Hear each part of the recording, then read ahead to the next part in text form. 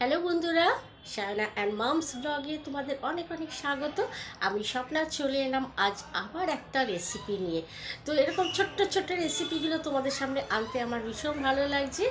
আর রেসিপিগুলো হচ্ছে একদম ঘরোয়া, আমরা রেগুলার যেগুলো খাই সেই রকমভাবেই আমি তোমাদের সাথে শেয়ার করি। কেননা দেখো, আমরা প্রত্যেকেই কর্মব্যস্ত এখন, প্রত্যেকেই যে যার ফিল্ডে আমরা ব্যস্ত থাকি। তো সেই জন্য আমরা খুব বেশি সময়টা রান্নাঘরে কাটাতে চাই না। যতটা তাড়াতাড়ি করা যায়, যতটা মানে সুস্বাদু হয়, আবার সময়টা কম লাগবে, আমরা চেষ্টা করি সেইভাবে খাবারটা তৈরি করার। তো ঝটপট কিভাবে রান্নাগুলো করা যায় সেগুলোই আমি তোমাদের সাথে শেয়ার করি, মানে আমি যেভাবে করি সেটাই আমি তোমাদের সাথে শেয়ার করার চেষ্টা করি।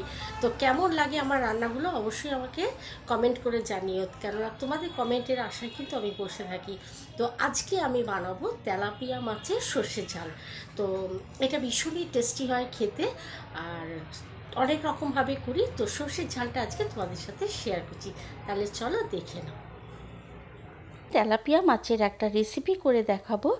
তেলাপিয়া মাছের সর্ষের ঝাল খুব কম সময়ে, মাত্র 5-7 মিনিটের মধ্যে এই রেসিপিটা তৈরি হয়ে যাবে। আর দেখুন, তার জন্য আমি রেসিপির যা যা ইনগ্রেডিয়েন্টস সেগুলো নিয়ে নিয়েছি। আশা করি আপনাদের খুব ভালো লাগবে, তাহলে সঙ্গে থাকুন। এখানে আমি তেলাপিয়া মাছগুলো ভালো করে কেটে ধুয়ে নুন হলুদ মাখিয়ে নিয়েছি।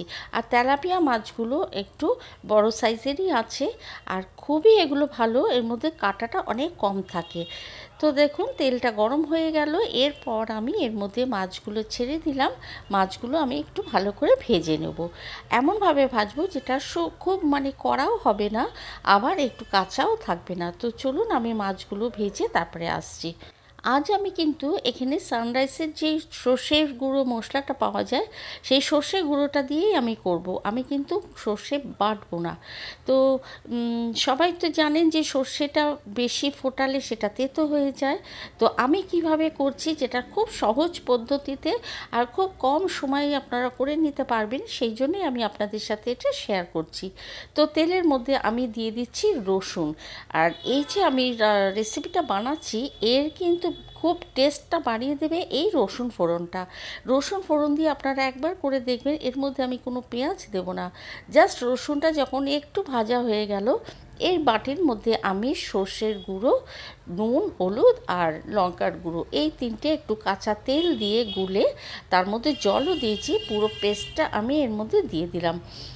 এত অসম্ভব ভালো একটা গন্ধ বেরোবে, যে রসুনের যে ভাজা গন্ধটা, তার মধ্যে যে সর্ষের এই গোলাটা দিয়ে দেবেও, তা সেটাতে একটা অসম্ভব সুন্দর একটা ফ্লেভার আসবে, আর খুব খেতে সুস্বাদু হয়। আপনারা অনেকেই হয়তো জানেন না যে সর্ষেটা এইভাবে করলেও কিন্তু তেতো লাগে না। ম্যাক্সিমাম সবাই জানেন যে তেতোটা বেশিক্ষণ নাড়লে তেতো হয়ে যায়, কিন্তু আমি বলছি একবার এভাবে করে দেখুন, একটুও তেতো হবে না। কেননা সর্ষের সাথে আমি নুনটাও তো গুলে নিয়েছি, তাই আমি এই সর্ষেটা যখন কষাচ্ছি তখন কিন্তু এটা যেমন সর্ষের ঝাঁঝটাও থাকবে, তেমনই সর্ষের টেস্ট থাকবে, তেমন তেতো হবে না।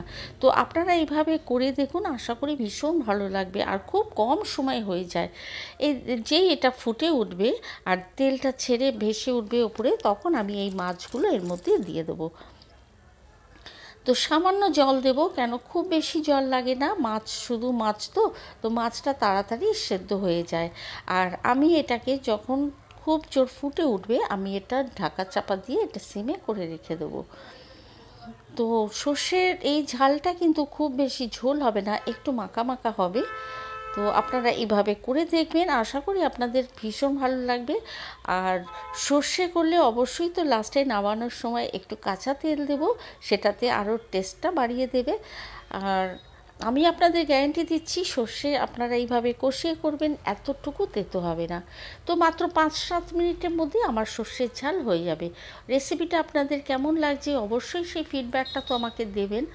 আরও কী কী রেসিপি দেখতে চান, কীরকম ব্লগ দেখতে চান, সেটা আমাকে জানাবেন। আপনারা আমার সাথে থাকুন, দেখতে থাকুন, অবশ্যই আমার চ্যানেলটা সাবস্ক্রাইব করুন। আশা করি আপনাদের ভালো লাগবে। তো চলুন, সঙ্গে থাকুন, আর এই রেসিপিটা কেমন লাগলো সেটাও অবশ্যই আমাকে জানাবেন।